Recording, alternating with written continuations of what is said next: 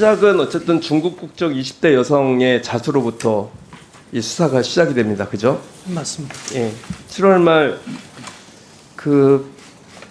제보를 받고 수사에 착수한 지 2주 만에 그 약을 판매한 중국인 조직원 2명을 검거하고 필리핀 21g을 압수하는 성과를 올리죠. 맞습니다.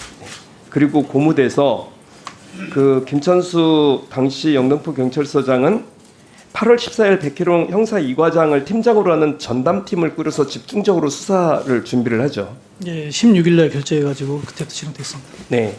그리고 그 이후에 혁혁한 수사팀의 마약 유통책을 검거하고 필로핀 41g을 압수하고 그리고 이어서 바로 8월 23일 날 중국 총책을 검거해서 필로폰 5.4kg을 압수.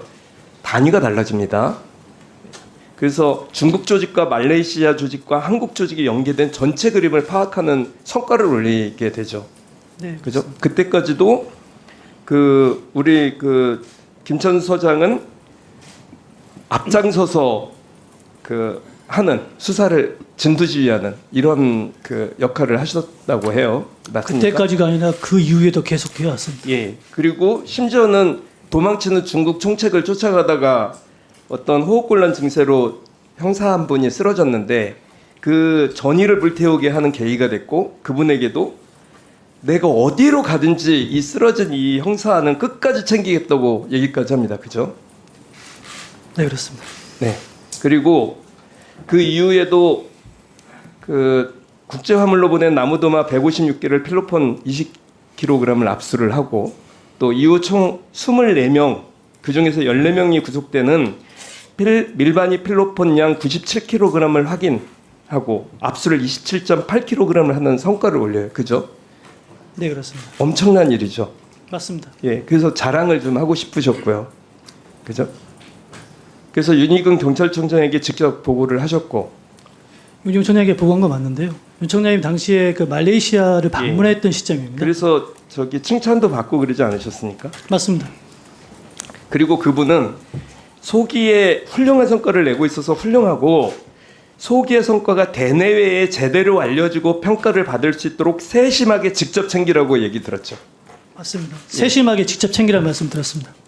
예, 대내외에 제대로 알려지고 대내에 알려지기 전에 세심하게 직접 챙기는 게 우선입니다. 예, 그래서 저는 대내외에 알려지고 예, 방점이 그게 9월 13일이에요. 그죠? 수사는 성과 결과로 말하는 거지. 예, 그렇게 한 이후에 이 브리핑이 준비가 됩니다. 브리핑 준비 같이 하셨죠. 가치라는 의미가 어떤 의미인지는 저도 납득이 안 됩니다. 브리핑을 하는 걸 알고 계셨지 않습니까? 알고 있었습니다. 네, 준비도 같이 언론사 했고. 통해서는 맞습니다. 그 국내 총책 검거시까지 엠바고가 그래서 유지되던 상황입니다. 브리핑 약속도 하고 같이 준비를 하다가 그 어느 순간에 바뀌셨어요. 그죠? 그 어느 순간이 보도자료 초안을 보고 20일에 백혜룡 경장과 통화해서 백혜룡 경장 얘기로는 이 사건 용산에서 알고 있다. 심각하게 보고 있다.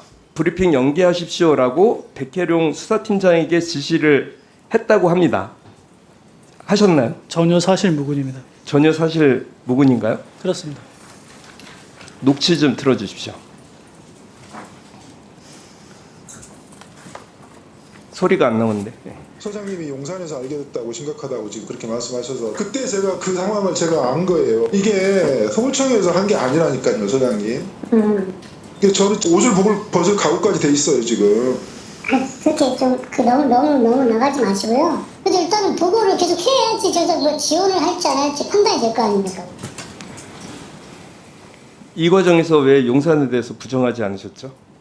아침에도 말씀드렸다시피 기존에 그런 언급을 하기에 말도 안 되는 맥락 없는 얘기인 것에 화를 냈던 이 부분이 맥락으로 보면요, 소장님, 맥락으로 보면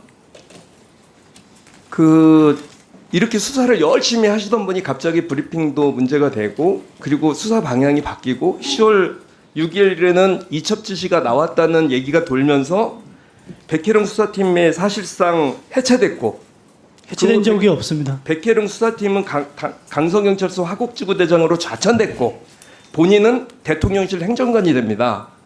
이쯤 되면 경찰이시잖아요. 수사를 어떻게 방향을 몰고 가야 될까요?